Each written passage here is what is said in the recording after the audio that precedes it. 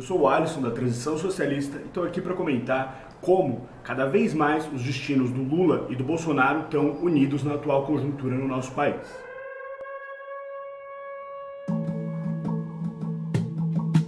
Em primeiro lugar, é uma vergonha que a nossa esquerda, ou que setores que se dizem de esquerda, digam que é uma grande vitória a decisão do STF de ontem. A decisão do STF de proibir a prisão em segunda instância não é em nada favorável à classe trabalhadora.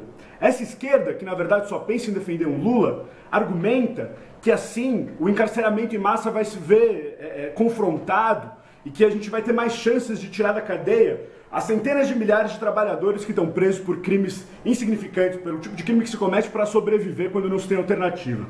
A verdade é que esses setores ignoram ou esquecem conscientemente que foi nos anos do governo Lula que a população carcerária, a massa de trabalhadores encarcerados dobrou e foi de 300 e tantos mil para 720, mais de 720 mil presos.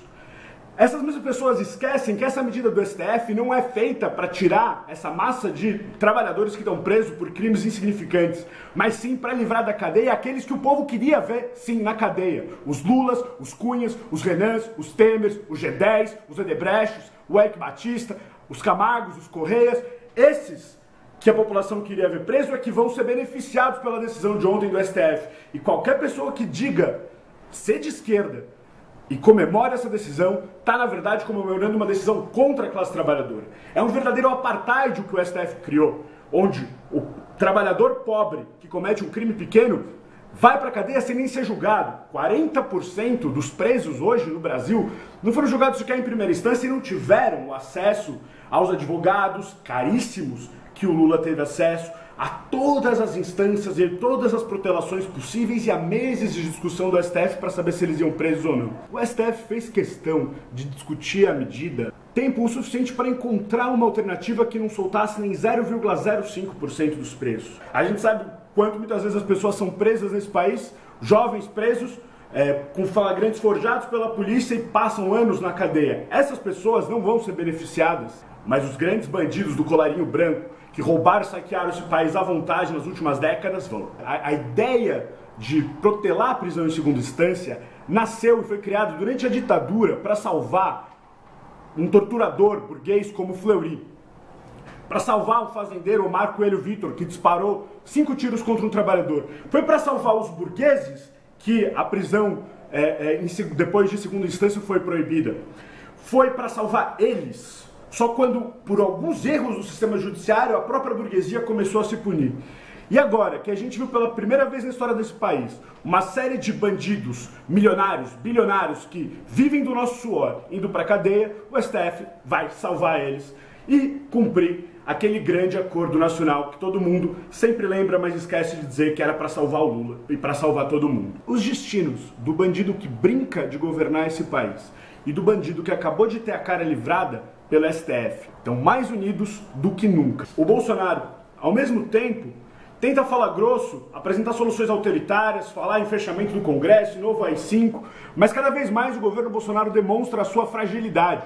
A reação do presidente à divulgação da fala do porteiro de que ele teria autorizado a entrada do assassino da Marielle no condomínio na noite do crime mostra que o medo hoje é muito grande entre a família Bolsonaro de que venha à tona quais são, de fato, as relações escusas dessa família com as milícias do Rio de Janeiro.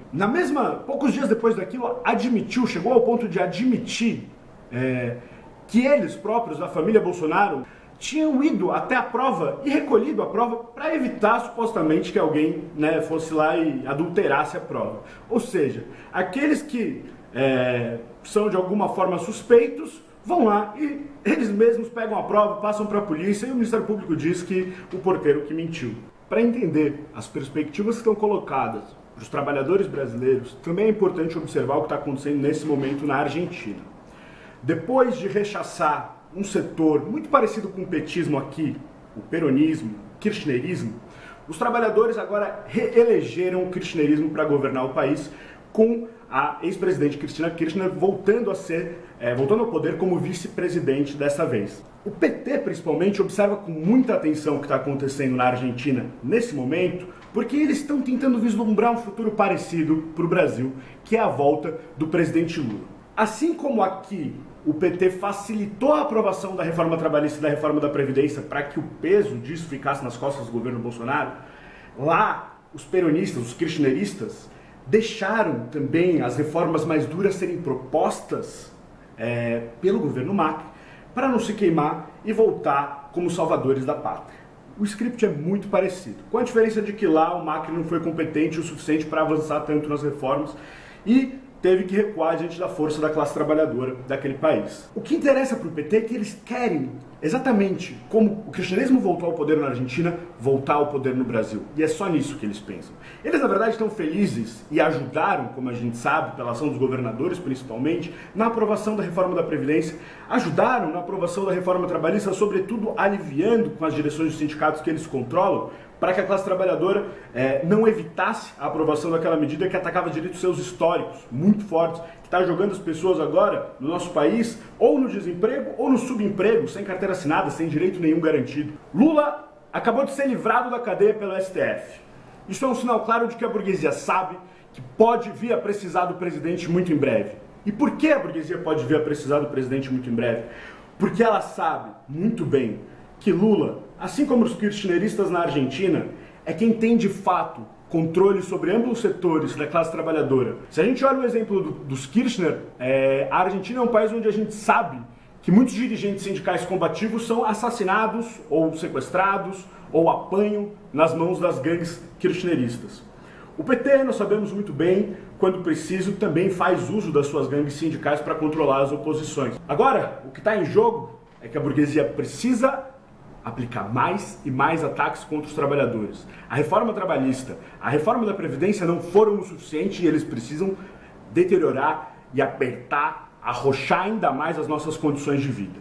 Para fazer isso, eles estão, sim, achando muito possível que eles precisem contar com a expertise do Lula para conter as massas, segurar o ímpeto de luta da classe trabalhadora. Afinal, a gente sabe que é isso que ele fez muito bem ao longo de toda a sua trajetória política.